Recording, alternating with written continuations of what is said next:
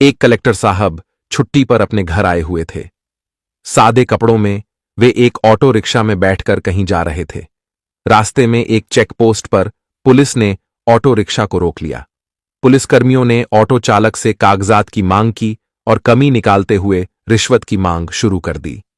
Police वाले ने कहा, तुम्हारे वाहन का इंश्योरेंस नहीं है, पॉल्यूशन सर्टिफिकेट नहीं है, चालान तो कटेगा ही।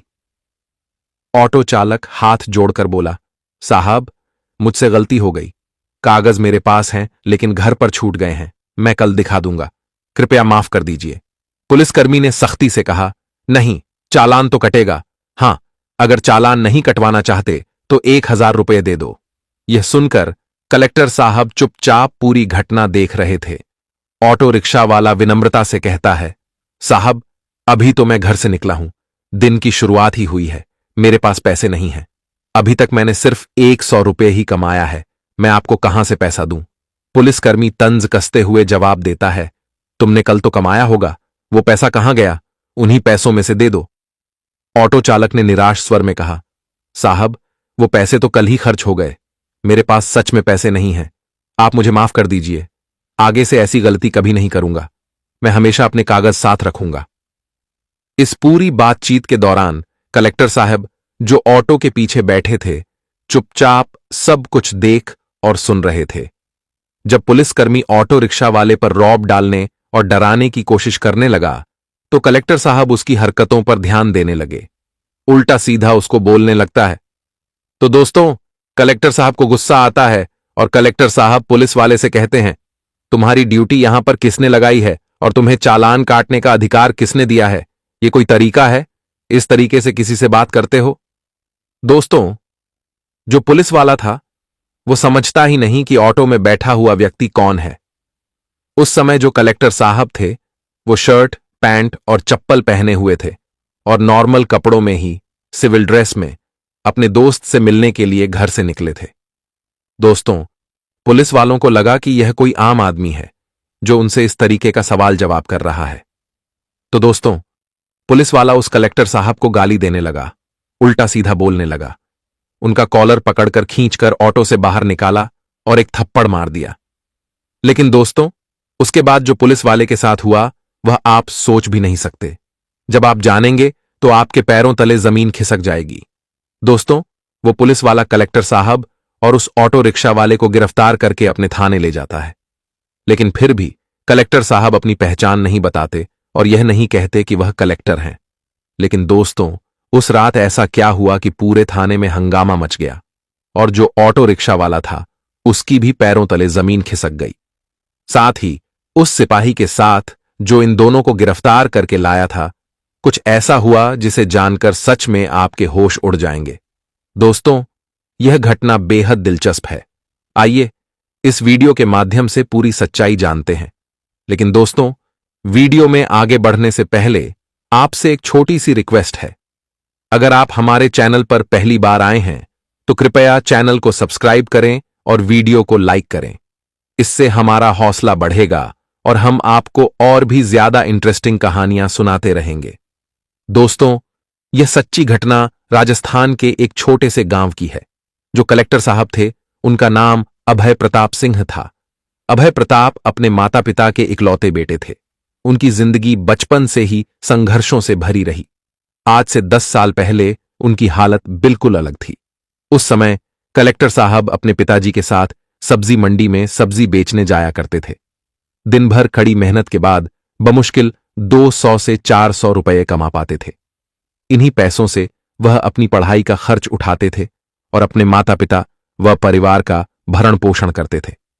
उनकी यह मेहनत और संघर्ष ही उनकी सफलता की नींव बनी। और दोस्तों, उन दिनों कलेक्टर साहब अपनी जिंदगी से हार चुके थे। वह चाहते थे कि वह अपने जीवन में एक बेहतर इंसान बने ताकि किसी के सामने उन्हें झुकना न पड़े। अक्सर लोग उनका मजाक उड़ाते थे, गालियां देकर और अपमानजनक बातें बोलकर चले जाते थे और वह उनका कुछ नहीं बिगाड़ पाते थे। यही अपमान और निराशा ने उन्हें अपनी जिंदगी बदलने की प्रेरणा दी। कलेक्टर साहब, जिनका नाम अभय प्रताप सिंह था, ने अपना गांव और परिवार छोड़ दिया और दिल्ली चले गए। वहां जाकर उन्होंने यूपीएससी की तैयारी शुरू की। उन्होंने अगले 4-5 साल तक दिन रात मेहनत की और पूरी लगन से पढ़ाई की। आखिरकार उनकी मेहनत रंग लाई और वह एक कलेक्टर बन गए। जब उनके माता पिता को यह पता चला कि उनका बेटा अब डीएम बन गया है, तो उनकी खुशी का ठिकाना नहीं रहा। अभय प्रताप सिंह इस खुशी को अपने माता पिता के साथ बांटना चाहते थे, क्योंकि उनके माता पिता ने उनके लिए कई मन्नतें मांगी थीं। उन्होंने अपनी पूरी जिंदगी की कमाई अपने बेटे की पढ़ाई पर खर्च कर दी थी और अपना सब कुछ निछावर कर दिया था।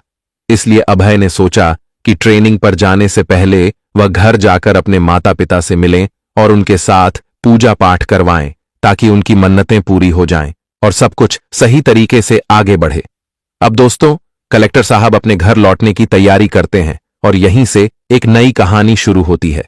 साहब अपने माता पिता से मिलने के लिए दिल्ली से अपने घर लौट आते हैं। दोस्तों, जब कलेक्टर साहब ने यूपीएसएससी की तैयारी के लिए अपना गांव छोड़ा था, तब से वह कभी घर वापस नहीं आए थे। इस बार जब वह घर लौटते हैं तो गांव में खुशी का माहौल हो जाता है। हर किसी के चेहरे पर गर्व नजर आता है। गांव के लोग मिठाई बांटते हैं और एक दूसरे को बधाई देते हैं कि उनका लड़का अब कलेक्टर बन गया है, डीएम बन गया है। कलेक्टर साहब 3-4 दिन अपने माता पिता के साथ घर पर रहते हैं। वह अपने माता पिता की सेवा करते हैं, उनके साथ समय बिताते हैं और उनके संघर्षों को याद करते हैं। इसी बीच एक दिन उनके पिताजी उनसे कहते हैं, बेटा, बाजार से मेरी दवाई लेते आना, मेरी दवाई खत्म हो गई है। कलेक्टर साहब जवाब देते हैं, ठीक है पिताजी, मैं शाम को बाजार जाऊंगा और दवाई लेते आऊंगा। यह कहकर वह घर से निकल जाते हैं और यहीं से कहानी एक नया मोड़ लेती है। और दोस्तों, उस समय कलेक्टर साहब के पास अपनी खुद की गाड़ी नहीं थी, क्योंकि उनकी नई नई ज्वाइनिंग हुई थी और दिल्ली में पढ़ाई के दौरान भी उनके पास कोई निजी गाड़ी नहीं थी। उनके पिताजी भी मेहनत मजदूरी करने वाले इंसान थे, इसलिए गाड़ी की कोई जरूरत नहीं समझते थे। कलेक्टर साहब घर से पैदल ही निकल जाते हैं और गांव के रास्ते से गुजरते हुए जा रहे होते हैं। तभी बीच रास्ते में उनके एक पुराने मित्र का फोन आता है। यह मित्र पहले उसी गांव में रहता था और कलेक्टर साहब का पड़ोसी भी था, लेकिन उसके पिताजी सरकारी नौकरी में थे, इसलिए उन्होंने शहर में जमीन खरीदकर वहां घर बना लिया और पूरे परिवार के साथ शहर में शिफ्ट हो गए। मित्र से बात करते हुए कलेक्टर साहब उसे मिलने की इच्छा जाहिर करते हैं। उनका मित्र कहता है, ठीक है, तुम मेरे घर आ जाओ, यहीं बैठकर मुलाकात कर लेंगे और आराम से बातचीत करेंगे। वह यह भी बताता है कि उसने अपनी मम्मी को बताया है कि तुम कलेक्टर बन गए हो। यह सुनकर उसकी मम्मी भी बहुत खुश हो गईं और कहने लगीं, उसे घर बुलाओ, मैं भी उससे मिलना चाहती हूं। यह सुनकर कलेक्टर साहब सहमत हो जाते हैं और अपने मित्र के घर जाने का फैसला करते हैं। लेकिन दोस्तों, वह नहीं जानते थे कि यह मुलाकात उनकी जिंदगी को एक नया मोड़ देने वाली थी। अब दोस्तों, कलेक्टर साहब अपने मित्र से कहते हैं, ठीक है, थोड़ा समय लगेगा, मेरे पास गाड़ी नहीं है, ऑटो से आ रहा हूं, थोड़ा इंतजार करो, मैं थोड़ी देर में तुम्हारे घर पहुंच जाऊंगा। इसके बाद कलेक्टर साहब अपने गांव से थोड़ा आगे बढ़ते हैं और रास्ते में उन्हें एक ऑटो रिक्शा वाला मिल जाता है। वह ऑटो में बैठ जाते हैं और गांव से शहर की तरफ जाने लगते हैं। दोस्तों, उस समय कलेक्टर साहब पूरी तरह सिविल ड्रेस में थे। उन्होंने सिर्फ शर्ट, पैंट और साधारण चप्पल पहन रखी थी, क्योंकि वह तो बस बाजार जाकर अपने पिताजी के लिए दवाई लेने निकले थे। लेकिन बीच रास्ते में उनके मित्र का फोन आ जाने से उन्होंने सोचा कि जब शहर जा ही रहे हैं तो उससे भी मिल लेते हैं। कलेक्टर साहब सोचते हैं, मित्र है, उससे मिलने में कैसी औपचारिकता, कपड़े भले साधारण हों, क्या फर्क पड़ता है। वैसे भी दोस्तों, चाहे इंसान कितना ही बड़ा आदमी क्यों न बन जाए, जब वह अपने गांव और घर पर होता है तो उसे साधारण कपड़ों और चप्पल में ही सुकून और अपनापन महसूस होता है। उसी सादगी में असली खुशी होती है। तभी ऑटो रिक्शा शहर की ओर बढ़ रहा होता है, लेकिन दोस्तों, इसी सफर के दौरान कुछ ऐसा होता है जिससे कहानी अचानक एक रोमांचक मोड़ लेती है। बीच रास्ते में ऑटो रिक्शा वाला अचानक ऑटो रोक देता है और कलेक्टर साहब से कहता है, भैया, थोड़ी देर रुकना पड़ेगा, आगे चेक पोस्ट है, वहां चेकिंग हो रही है। अगर मैं अभी जाऊंगा तो ये लोग मुझे पकड़ लेंगे और फालतू में पैसा मांगेंगे। कलेक्टर साहब हैरान होकर पूछते हैं, अरे ऐसा क्यों, तुम्हारे पास कागज तो सब सही है ना। ऑटो वाला जवाब देता है, हां भैया, मेरे पास कागज पूरे हैं, सब कुछ ठीक है। लेकिन फिर भी ये लोग बिना वजह चालान काट देते हैं, कोई ना कोई कमी निकाल लेते हैं और जबरन पैसे ले लेते हैं। यह सुनकर कलेक्टर साहब नाराज होते हैं और कहते हैं, अच्छा ठीक है, चलो मैं देखता हूं कि वो लोग कैसे तुम्हें रोकते हैं और तुमसे पैसे मांगते हैं। लेकिन ऑटो वाला डरते हुए कहता है, नहीं भैया, ऐसा मत करो, मैं कई बार पकड़ा गया हूं, ये लोग मेरी कोई बात नहीं सुनते हैं, उल्टा मुझे डरा धमका कर पैसे वसूल लेते हैं। कलेक्टर साहब थोड़ी देर सोचते हैं, लेकिन फिर कहते हैं, डरो मत, मैं तुम्हारे साथ हूं, चलो आगे बढ़ते हैं, अगर कुछ होगा तो मैं संभाल लूंगा। दोस्तों, कलेक्टर साहब को अभी भी यह अंदाजा नहीं था कि चेक पोस्ट पर जो होगा वह उनकी जिंदगी के इस सफर को एक अनोखा मोड़ देने वाला है। ऑटो रिक्शा वाला कहता है, भैया, ये लोग हर बार कुछ ना कुछ नुक्स निकाल ही लेते हैं, चाहे मेरे कागज सही हों फिर भी पकड़कर पैसा वसूल करते हैं। कलेक्टर साहब उसे समझाने की कोशिश करते हुए कहते हैं, अरे यार, तुम मेरी बात क्यों नहीं समझ रहे? अगर तुम्हारे पास सब कागज सही हैं तो तुम्हें डरने की जरूरत ही नहीं है। अगर तुमने कोई गलत काम नहीं किया तो वो तुमसे पैसा क्यों लेंगे? यह सुनकर ऑटो वाला गुस्से में आ जाता है और कहता है, देखिए भैया, अगर आपको इतनी जल्दी है तो आप उतर जाइए, कोई दूसरी गाड़ी पकड़कर चले जाइए, लेकिन मैं अभी आगे नहीं जाऊंगा क्योंकि मुझे पता है कि वहां जाएंगे तो ये लोग मुझे जरूर फंसा लेंगे, और अगर फंसा लेंगे तो पैसा देना ही पड़ेगा, और सच कहूं, अभी मेरे पास पैसा भी नहीं है। ऑटो वाले की बात सुनकर कलेक्टर साहब सोच में पड़ जाते हैं। वह समझ जाते हैं कि ऑटो वाला अपने अनुभव के आधार पर बात कर रहा है और उसका डर वास्तविक है। फिर कलेक्टर साहब शांत होकर उसे अपने पास बुलाते हैं और समझाते हैं, देखो, तुम परेशान मत हो, तुम्हारे पास अगर सारे कागज सही हैं, गाड़ी का रजिस्ट्रेशन, इंश्योरेंस, लाइसेंस, तो तुम क्यों डरते हो? यह तुम्हारा अधिकार है कि तुम पुलिस से पूछो कि वे तुमसे पैसे क्यों मांग रहे हैं। अगर तुमने कोई गलती नहीं की है तो तुम्हें पैसा देने की जरूरत ही नहीं। पुलिस वाले बेवजह तुमसे पैसा नहीं ले सकते। कलेक्टर साहब की बात सुनकर ऑटो वाला थोड़ा शांत होता है, लेकिन उसके चेहरे पर अभी भी डर और संकोच साफ झलकता है। दोस्तों, कलेक्टर साहब ने भले उसे समझा लिया हो, लेकिन वह नहीं जानते थे कि आगे क्या होने वाला है। चेक पोस्ट पर उनका सामना ऐसी स्थिति से होगा जो सब कुछ बदल कर रख देगी। तब ऑटो रिक्शा वाला थोड़ा झिझकते हुए कहता है, साहब देखिए, कल मैं गाड़ी की सफाई कर रहा था, उसी दौरान गाड़ी के सारे कागज बाहर निकाले थे, लेकिन गलती से वो कागज घर पर ही छूट गए। अब अगर मैं वहां जाऊंगा तो वो लोग मुझसे कागज मांगेंगे, और जब मैं कहूंगा कि कागज घर पर हैं तो वो चालान काटने के लिए कोई ना कोई बहाना बना ही लेंगे, इसीलिए मैं नहीं जाना चाहता हूं। यह सुनकर कलेक्टर साहब थोड़ा गंभीर हो जाते हैं और कहते हैं, अच्छा एक बात बताओ, ये गाड़ी तुम्हारे नाम पर है और कागज भी तुम्हारे घर पर ही हैं, ये सच सच बताना। जब दोस्तों ऑटो रिक्शा वाला कहता है कि हां भैया, मैं सही बोल रहा हूं, गाड़ी मेरे नाम पर है, अभी 1 साल हुआ मुझे ये गाड़ी ली हुए और इसकी किस्त भी भर रहा हूं, सब कुछ ठीक है, कोई भी दिक्कत नहीं है, लेकिन फिर भी ये लोग परेशान करते हैं और पैसा ले लेते हैं। तब कलेक्टर साहब कहते हैं, ठीक है, मैं गाड़ी में पीछे बैठा हूं, चलो, जितना भी पैसा ये लोग तुमसे मांगेंगे वह सारा पैसा मैं तुम्हें दूंगा और इनको मैं दे दूंगा, लेकिन तुम मुझे लेकर चलो, मुझे देखना है कि ये लोग तुमसे कितना पैसा मांग सकते हैं। अब ऑटो रिक्शा वाला भी मजबूर होकर कहता है, ठीक है, चलता हूं, लेकिन जो भी पैसा ये लोग मांगेंगे वह सारा पैसा मैं नहीं दूंगा, आपको ही देना पड़ेगा। तब कलेक्टर साहब कहते हैं, ठीक है, मैं दे दूंगा, चलो। इस तरह से जब वे आगे बढ़ते हैं और जैसे ही बैरियर के पास पहुंचते हैं तो दोस्तों 3-4 कांस्टेबल वहां पर खड़े थे और उन्होंने ऑटो रिक्शा वाले को रोक लिया और साइड में गाड़ी लगाने के लिए कहा।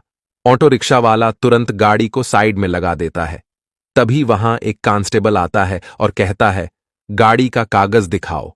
तब ऑटो रिक्शा वाला जवाब देता है, सर देखिए, हमारे पास गाड़ी के सारे कागज ठीक हैं, लेकिन एक छोटी सी समस्या है, घर पर मैंने गाड़ी का कागज छोड़ दिया है, रोज रोज लेकर आता हूं, लेकिन आज गलती से कागज भूल गया हूं, आज नहीं लाया हूं, लेकिन कभी और आऊंगा तो आपको दिखा दूंगा।